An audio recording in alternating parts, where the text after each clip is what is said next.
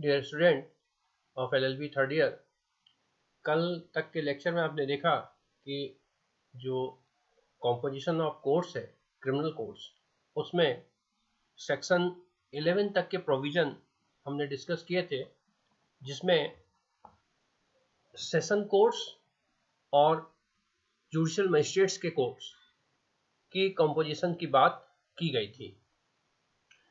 Judicial magistrates कई तरह के होते हैं, उसके कोर्ट्स यानी दो तरह के, बेसिकली फर्स्ट क्लास मजिस्ट्रेट और सेकंड क्लास मजिस्ट्रेट।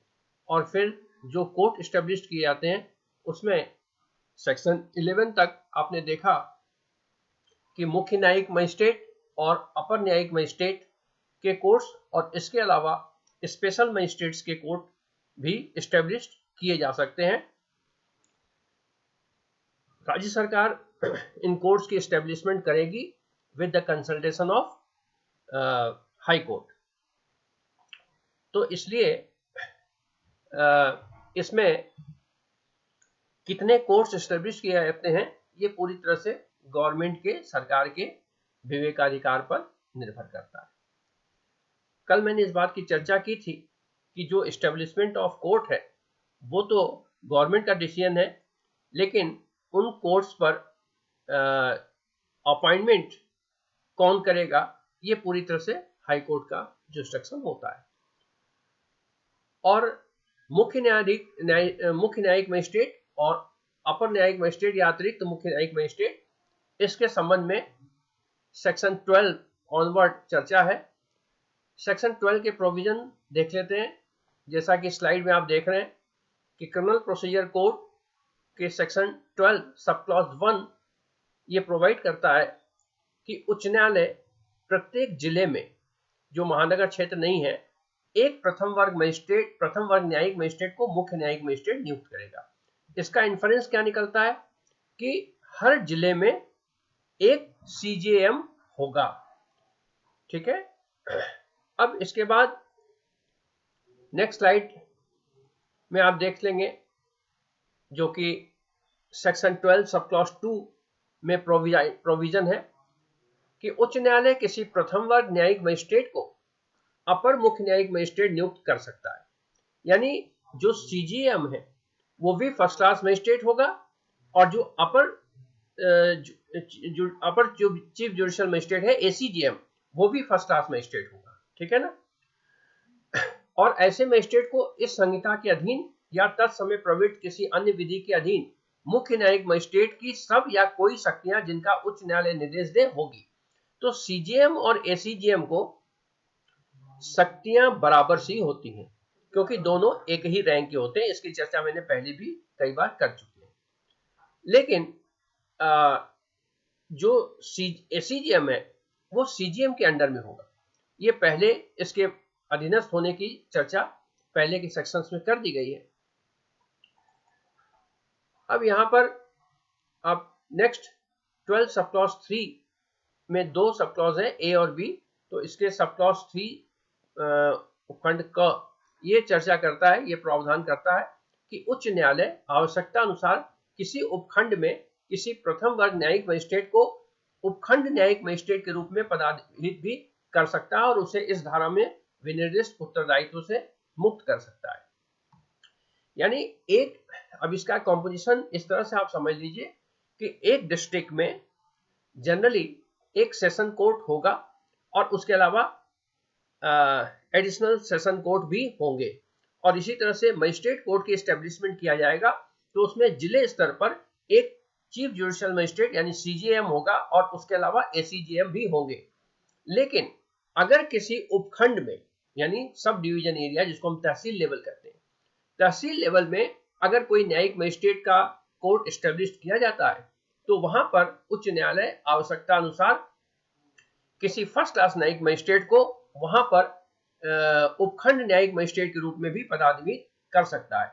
और उस कंडीशन में एक जिले में सीजीएम को जो पावर्स हैं वही पावर उस तहसील में जो उपखंड न्यायिक मजिस्ट्रेट अपॉइंट किया जाएगा उसको भी होंगे।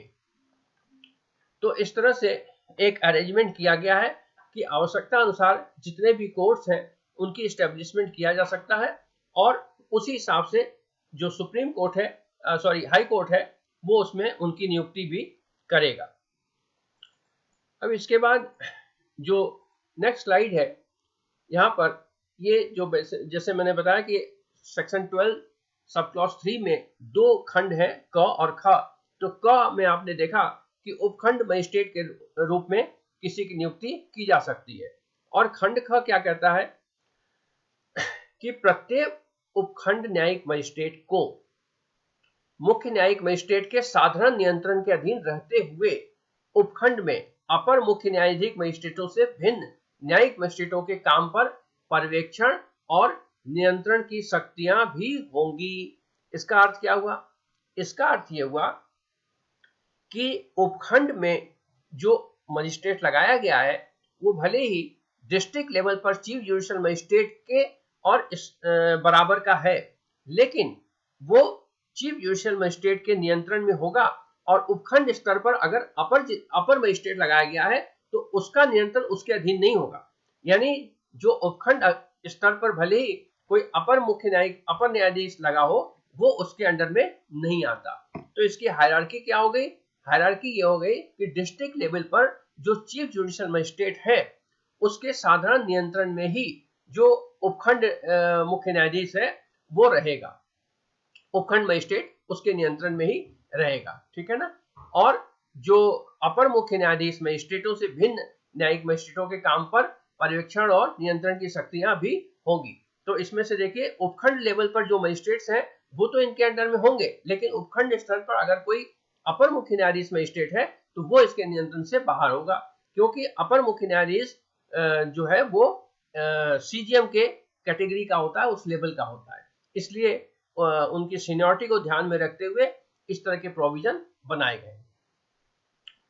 और इसमें जैसे उच्च न्यायालय साधारण या विशेष आदेश द्वारा इस निमित्त विनिर्दिष्ट करे, तो उनके जो नियंत्रण, पर्यवेक्षण और नियंत्रण की शक्तियां होंगी वो हाई कोर्ट के द्वारा जारी किए गए आदेश या नियम के अनुरूप होंगी। यानी समय समय पर हाई कोर्ट यह आदेश जारी कर सकता है कि उनके जुरिसडिक्शन के अंतर्गत या उनका क्षेत्राधिकार के अंतर्गत, प्रशासनिक क्षेत्राधिकार, जुडिशियल नहीं, प्रशासनिक क्षेत्राधिकार के अंदर में कौन कौन आएंगे और कौन कौन नहीं आएंगे।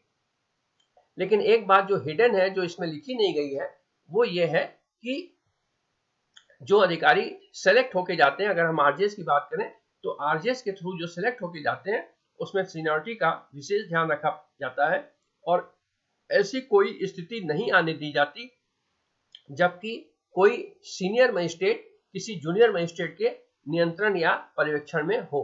तो इस बात का सीआरपीसी में उल्लेख नहीं है, लेकिन जो व्यवहारिक पक्ष है उसमें इस बात का हमेशा ध्यान रखा जाता है। अब जैसा कि पहले मैंने कहा था कि विशेष न्यायिक मजिस्ट्रेट की स्थापना भी की जा सकती है, सीआरपीसी में ये प्रोविजन है। तो सेक्शन 13 जो है वो विशेष न्यायिक मजिस्ट्रेट के कोर्ट के एस्टेब्लिशमेंट की प्रोविजन करता है। कई बार सरकार को ऐसी आवश्यकता महसूस होती है कि किसी मामला विशेष में एक विशेष न्यायिक मजिस्ट्रेट की स्थापना होनी चाहिए, और जो लोकल स्तर पर बाकी मजिस्ट्रेट्स हैं उनसे अलग उसकी सुनवाई या उसका विचारण होना चाहिए। तो ऐसे कंडीशन में न्यायालय को जब ये लगता है, राज्य सरकार उच्च न्यायालय से ऐसा अनुरोध करती है और न्यायालय को लगता है, तो वो इस तरह का एस्टेब्लिशमेंट कर सकती है। तो इसका जो प्रोविजन है वो सेक्शन 13 ऑफ द सीआरपीसी में बताया गया है, और सेक्शन 13 ऑफ द सीआरपीसी ये प्रोवाइड करता है कि यदि केंद्र या राज्य सरकार उच्च न्यायालय से ऐसा करने के लिए अनुरोध करती है, कैसा करने के लिए, यानी विशेष न्यायालय के मजिस्ट्रेट स्थापित करने के लिए, विशेष न्यायिक मजिस्ट्रेट की कोर्ट को स्टैब्लिश करने के लिए, तो उच्च न्यायालय किसी व्यक्ति को जो सरकार के अधीन कोई पद को धारण करता है या धारण किया है किसी जिले में जो महानगर क्षेत्र नहीं है, इसमें भी देखिए महानगर क्षेत्र को एक्सक्लूड किया गया है क्योंकि वहां महानगर विशेष न्यायिक मजिस्ट्रेट अपॉइंट होता है, और उसके लिए अलग से प्रोविजन सीआरपीसी में बनाए गए हैं, जो कि आगे के सेक्शंस में इसकी हम चर्चा करेंगे। तो विशेष मामलों के संदर्भ में ये पिछले वाले स्लाइड का ही रिमेनिंग पार्ट है। विशेष मामलों में के संदर्भ में द्वितीय वर्ग के मामलों के न्यायिक मजिस्ट्रेट को इस संहिता द्वारा उनके अधीन प्रदत्त या प्रदत्त की जा सकने वाली सभी या कोई शक्तियां प्रदत्त कर सकता है। इसमें एक चीज खास बात देखने वाली है कि जो स्पेशल कोर्ट्स बनेगा उसमें सेकंड क्लास मजिस्ट्रेट के पावर्स दिए जाएंगे, ठीक है ना। और पीछे लिखा हुआ है, इस स्लाइड में आपने इस वाले स्लाइड में देखा था कि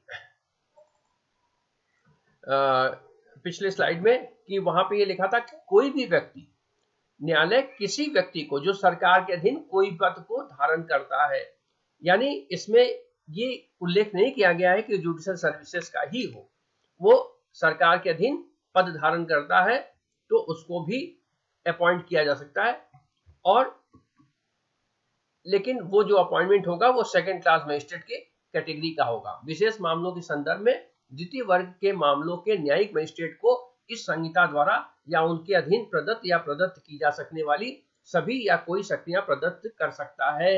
यानी जो व्यक्ति अपॉइंट किया जाएगा उसको वो शक्तियां मिलेंगी जो कि सेकंड क्लास मजिस्ट्रेट को मिलती हैं, ऐसा सेक्शन 13 सब क्लॉज 1 कहता है।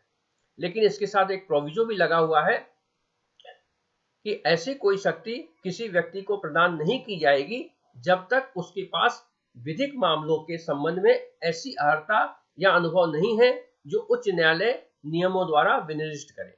तो ऊपर के सेक्शन 31 में आपने देखा कि यहाँ पर व्यक्ति शब्द का इस्तेमाल किया गया था, यानी जुडिशियल मजिस्ट्रेट का होना आवश्यक नहीं है। लेकिन प्रोविजो में बाद में ये स्पष्ट कर दिया गया कि वो व्यक्ति सरकारी अधिकारी तो होगा, लेकिन ऐसा व्यक्ति होगा जिसको कि विधिक मामलों के संबंध में कोई अनुभव नहीं है, तो उसे ये शक्तियां प्रदान नहीं की जाएगी। यानी ऐसी कोई शक्ति किसी व्यक्ति को प्रदान नहीं की जाएगी। किसी व्यक्ति का संदर्भ वही है जिस व्यक्ति को स्पेशल कोर्ट के तौर पर अपॉइंट किया जाता है, जब तक कि उसके पास विधिक मामलों के संबंध में ऐसी अर्हता या अनुभव नहीं है जो उच्च न्यायालय नियमों द्वारा विनिर्दिष्ट करे। तो वो या तो लीगल मैटर को डील किया हो, या लॉ का अनुभव हो, वकालत का अनुभव हो, या कोई पुराना जज रह चुका हो, यानी रिटायर्ड जज रह चुका हो। सामान्य तौर पर जो व्यवहारिक पक्ष देखने में आता है वो यही आता है कि जब कोई ऐसा स्पेशल कोर्ट बनाया जाता है तो उसमें किसी रिटायर्ड जज को लगाया जाता है, क्योंकि रिटायर्ड जज वह व्यक्ति के अंतर्गत आता है, क्योंकि रिटायर्ड हो गया तो वो सरकार से तनख्वाह नहीं ले रहा है, तो इसलिए वो सरकारी अधिकारी नहीं है, ठीक है। और चूंकि वो पद पर नहीं है इसलिए उसे हम जुडिशियल मजिस्ट्रेट या जज के रूप में भी हम नहीं कर सकते। वो सामान्य रूप से एक व्यक्ति है और चूंकि पेंशन दे रहा है इसलिए सरकार के अधीन है, और चूंकि वह जज रह चुका है तो उसे वो विधिक मामलों के संबंध में उसे अनुभव भी है और अर्हता भी रखता है। तो इसलिए आप देखेंगे कि जब भी कोई स्पेशल कोर्ट की एस्टैब्लिशमेंट किया जाता है तो वहां पर एक रिटायर्ड जज को ही उस स्पेशल कोर्ट में अपॉइंटमेंट दी जाती है। उसके बाद सेक्शन 13 के दो सब क्लॉज और हैं, सेक्शन 2 और सेक्शन 3। सब क्लॉज 2 और सब क्लॉज 3। सब क्लॉज 2 ये कहता है कि ऐसे मजिस्ट्रेट विशेष न्यायिक मजिस्ट्रेट कहलाएंगे, यानी जो विशेष न्यायिक मजिस्ट्रेट का कोर्ट एस्टैब्लिश किया जाएगा और उसमें जो व्यक्ति लगाया जाएगा उसे विशेष न्यायिक मजिस्ट्रेट या स्पेशल जुडिशियल मजिस्ट्रेट कहा जाएगा। और एक समय में 1 वर्ष से अनअधिक की इतनी अवधि के लिए नियुक्त किए जाएंगे जितनी उच्च न्यायालय साधारण या विशेष आदेश द्वारा निर्दिष्ट करे।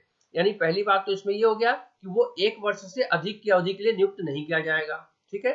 और 1 वर्ष के अंदर भी कितनी अवधि के लिए नियुक्त किया जाएगा ये उच्च न्यायालय साधारण या विशेष आदेश द्वारा जारी करेगी। तो वो 3 महीने की कोर्ट हो सकती है, 6 महीने की कोर्ट हो सकती है, 9 महीने का के लिए अपॉइंटमेंट हो सकता है। सॉरी, कोर्ट नहीं, व्यक्ति का अपॉइंटमेंट। कोर्ट तो लंबा भी चल सकता है अगर काम पूरा नहीं हुआ तो, लेकिन उस व्यक्ति का अपॉइंटमेंट अधिकतम 1 वर्ष के लिए ही उसमें किया जाएगा, ऐसा सेक्शन 30 सब क्लॉज 2 बताता है। सब क्लॉज 3 ये कहता है कि उच्च न्यायालय किसी विशेष न्यायिक मजिस्ट्रेट को अपनी स्थानीय अधिकारिता के बाहर के किसी महानगर क्षेत्र के संबंध में महानगर मजिस्ट्रेट की शक्तियों का प्रयोग करने के लिए सशक्त कर सकता है। यानी उच्च न्यायालय के पास तमाम तरह के डिस्क्रिशनरी पावर है, और अगर कभी उच्च न्यायालय को ऐसा लगता है कि जो स्पेशल मजिस्ट्रेट अपॉइंट किया गया है उसके लोकल जुरिसडिक्शन के बाहर किसी महानगर क्षेत्र है और महानगर क्षेत्र के संबंध में कोई शक्ति प्रयोग करना है तो उसके लिए भी उसे सशक्त किया जा सकता है। ये प्रोविजन इसलिए बना दिया गया है कि कई बार जब स्पेशल कोर्ट बनाया जाता है और जिस मामले की तहकीकात के लिए, जिस मामले के ट्रायल के लिए उसको बनाया गया है, उस मामले में अगर किसी को समन करना है और वो महानगर के अंतर्गत है, तो वहां पर ऐसे कोर्ट्स फेल ना हो जाएं। तो इसलिए अगर उच्च न्यायालय को लगता है कि उसके ट्रायल के अंतर्गत जिन लोगों को समन करना है, जिन लोगों को कोर्ट में बुलाना है, वो उसके लोकल जुरिसडिक्शन से बाहर किसी महानगर क्षेत्र में रहते हैं, तो महानगर क्षेत्र के संबंध में भी उसको शक्तियां दे सकता है कि वो किसी को भी अपने कोर्ट में बुलाने के लिए समन जारी कर सकता है, वारंट जारी कर सकता है, और ऐसे कंडीशन में उनको आना पड़ेगा। तो इस तरह से जो एक स्पेशल कोर्ट का अरेंजमेंट है वो सेक्शन 13 में दिया गया है। तो जो जुडिशियल मजिस्ट्रेट के शुरू में हमने चार्ट बनाए थे, वो अगर आपको याद होगा तो उसमें हमने अलग अलग सेक्शन के कैटेगराइजेशन किए थे। तो जो जुडिशियल मजिस्ट्रेट्स के कोर्ट है उसका कैटेगराइजेशन सेक्शन 11 से लेके 15 तक का है। तो अभी सेक्शन 13 है, सेक्शन 14, 15 इसको मैं नेक्स्ट लेक्चर में कवर करूंगा। आज के लिए इतना ही है। Okay, all the best.